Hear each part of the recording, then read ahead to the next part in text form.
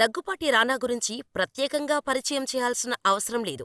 దగ్గుపాటి వారసుడిగా ఎంట్రీ ఇచ్చి హీరోగా, నిర్మాతగా వరుస సినిమాలు చేస్తున్నాడు. చివరిగా విరాట పర్వం సినిమా చేసిన రానా ఆ మధ్యన రానానాయుడు సిరీస్తో హాట్ టాపిక్ అయ్యాడు.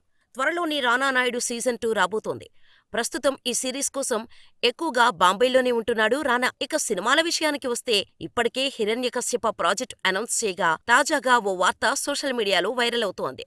రానా దగ్గుపాటి కెరీర్ మొదటి నుంచి భిన్నమైన జోనర్లను టచ్ చేస్తూ ఉంటాడు. అయితే ఇప్పటివరకు ఆయన బయోపిక్లో నటించలేదు. ఎన్టీఆర్ బయోపిక్లో నటించాడు కానీ అది చంద్రబాబు పాత్ర. చంద్రబాబు బయోపిక్ కాకపోవడంతో అది రానాకి బయోపిక్ కాదన్నమాట. ఇక ఇప్పుడు త్వరలో రానా బయోపిక్లో నటించడానికి సిద్ధమవుతున్నాడు.